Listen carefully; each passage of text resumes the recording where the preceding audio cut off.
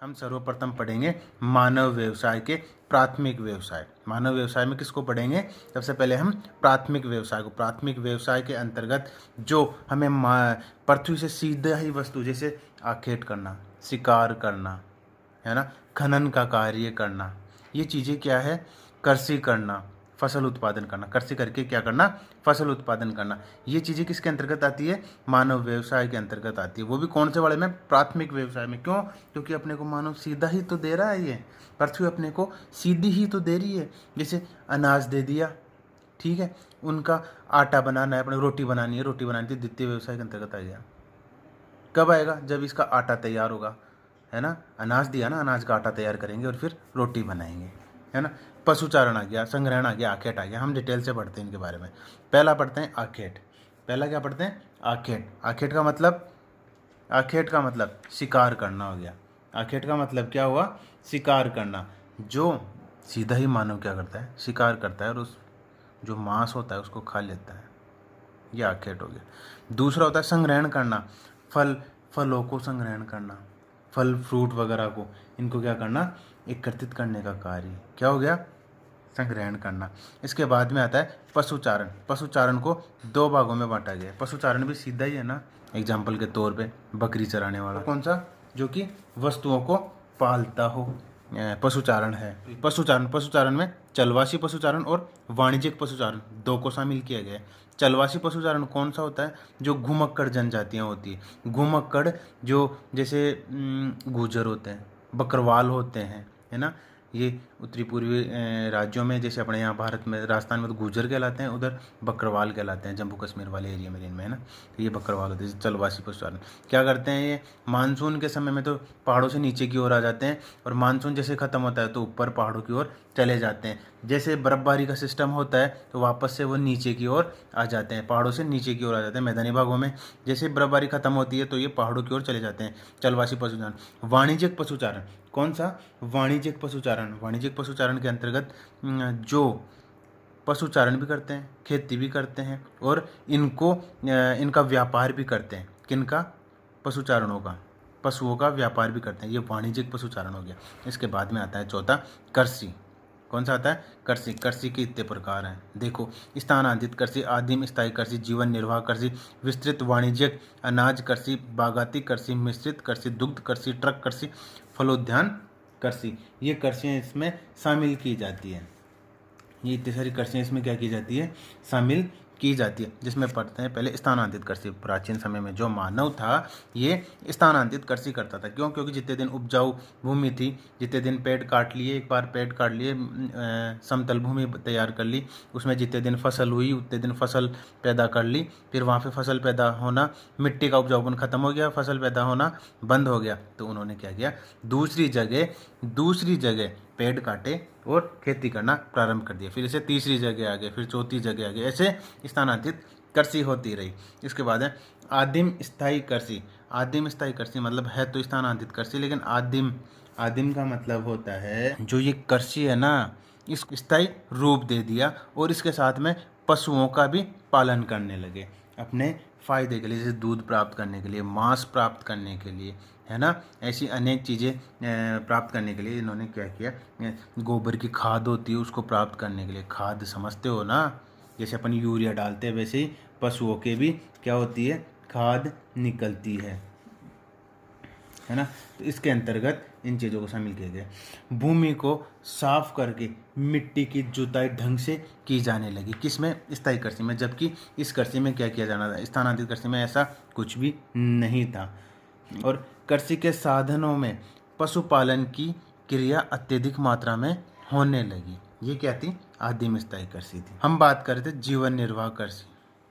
जीवन निर्वाह कृषि में चावल प्रधान निर्वाह कृषि, जीवन निर्वाह कृषि, और गेहूं प्रधान जीवन निर्वाह कृषि, ये दो प्रकार की कृषियाँ होती है। इसमें चावल 100 सेंटीमीटर समवर्षा रेखा के पूर्व का हिस्सा, बिहार पश्चिमी बंगाल वाला जो क्षेत्र है, यमुना नदी का पूर्वी हिस्सा जो है, ये चावल निर्वाह कृषि के अंतर्गत शामिल किया जाता है। जबकि राजस्थान, हरियाणा, पंजाब, उत्तर प्रदेश, ये वाला हिस्सा मतलब गंगा नदी का पश्चिमी हिस्सा, जो गंगा नदी से पश्चिमी हिस्सा है, ये सरस्वती नदी और गंगा नदी के बीच वाला जो हिस्सा है, ये हिस्सा गेहूँ प्रधान जीवन निर्वाह कृषि के अंतर्गत शामिल किया जाता है। इसमें 2 या 3 फसलें बोई जाती है, एक वर्ष में 2 या 3 फसलें बोई जाती है। ये फिर बदल बदल कर फसलें की जाती है। एक खेत है, इसके 4 टुकड़े कर लिए जाते हैं, एक को खाली रखा जाता है, दूसरे में एक फसल बो जाती है, तीसरे में दूसरे नंबर की फसल बो जाती है, इसमें तीसरे नंबर की फसल बो जाती है। अगले साल में क्या होता है, इस वाले क्षेत्र को जहाँ पे फर्स्ट फसल बोई गई थी वहाँ पे खाली रख लेते हैं, पशुचारण के लिए रखा जाता है। इसमें 1 नंबर फसल, इसमें 2 नंबर, इसमें 3 नंबर फसल। अगली बार तीसरे साल में इसको खाली रखा जाता है पशुचारण के लिए, यहाँ पे 1 नंबर, 2 नंबर, 3 नंबर, इस प्रकार से फसल बोई जाती है, मतलब स्थानांतरित कृषि की जाती है।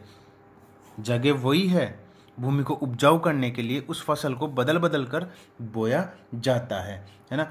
खेत के आकार छोटे होते हैं, भूजोत छोटे आकार व चित्रे हुए होते हैं, मतलब छोटे आकार के जोत होती है, मतलब बड़ा क्षेत्र है उसके टुकड़े करके अलग अलग बताया ना, इसको भू क्षेत्र, छोटा आकार का भू क्षेत्र कहा जाता है ना। इसके बाद में आता है विस्तृत वाणिज्यिक अनाज कृषि। विस्तृत वाणिज्यिक अनाज कृषि ये बहुत बड़े क्षेत्र में की जाती है, मशीनों द्वारा खेती की जाने वाली कृषि है। इसमें अत्यधिक विस्तृत क्षेत्र में मशीनों द्वारा, श्रमिकों द्वारा पैसे खर्च कर फसल बोई जाती है, जो कि बाजारों में बेचने के उपयोग में काम आती है। ये वाणिज्यिक अनाज कृषि होगी। बागाती कृषि पहाड़ी क्षेत्रों में की जाने वाली। नारियल की कृषि बागाती कृषि है ना। चाय की कृषि बागाती कृषि है, कॉफ़ी की कृषि बागाती कृषि है, जूट की कृषि बागाती कृषि है, जूट होता है ना, बागाती कृषि है। ऐसे अनेक है जो ये बागाती कृषि के अंतर्गत शामिल की जाती है, पहाड़ी क्षेत्रों में की जाती है, बागान लगा के कृषि की जाती है। इसके बाद में आता है मिश्रित कृषि। मिश्रित कृषि में क्या होता है कि कृषि के साथ साथ में पशुओं को भी पाला जाता है। जैसे आदिम स्थायी कृषि है ना, उसी प्रकार की मिश्रित कृषि है, ठीक है। आदिम स्थायी कृषि में तो क्या होता है, ये स्थानांतरित कृषि का दूसरा रूप है। ये स्थायी कृषि भी है ना, और मिश्रित मतलब पशुपालन के लिए भी ये कृषि की जाती है। ये क्या होगी, मिश्रित कृषि के अंतर्गत शामिल की जाती है। इसमें खेतों का आकार मध्य होता है, हालांकि इससे कम होता है ना, जीवन निर्वाह से अत्यधिक, लेकिन वाणिज्यिक अनाज कृषि से अत्यधिक होता है। और पशुपालन भी किए जाते हैं, जिनका व्यापार के पर्पज से भी कृषि की जाती है। इनकी पशुओं को व्यापार के पर्पज से भी रखा जाता है, दूध बेचने के लिए, मक्खन बेचने के लिए, है ना। कृषि अनाज बेचने के लिए, हालांकि जीवन के उपयोग के लिए ये ओनली आदिम स्थायी कृषि की बात करते हैं ना, तो ये जीवन के उपयोग के लिए, जितना मानव को जरूरत होती है ना उस चीज़ के लिए उपयोग करता है ओनली, उतनी ही क्षेत्र में फसल बोया जाता है। जबकि इसमें क्या होता है, वाणिज्यिक कृषि भी शामिल की जाती है, मिश्रित कृषि, पशुपालन कृषि भी शामिल की जाती है ना, जीवन निर्वाह कृषि भी शामिल की जाती है। ये क्या हो गई, मिश्रित कृषि।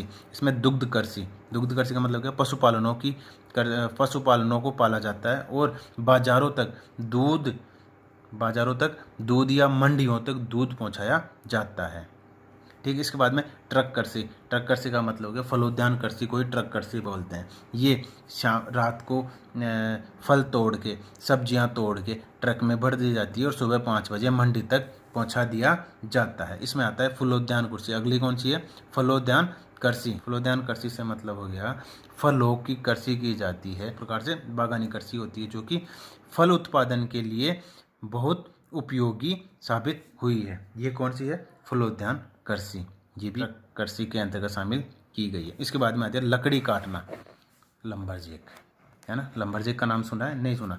कनाडा के जो लकड़ी काटने वाले जो कर्मचारी हैं उनको लम्बरजेक कहा जाता है। लकड़ी काटना ये सीधा ही मानव प्राप्त करता है ना। इसके बाद में खनन। मानव सीधा ही खनन क्रिया करके खनिजों को प्राप्त करता है, और खनिजों का वर्गीकरण 3 प्रकार से किया गया है। ज्योग्राफी के हिसाब से 3 प्रकार से खनिजों का वर्गीकरण किया गया है, धात्विक, अधात्विक और ईंधन खनिज।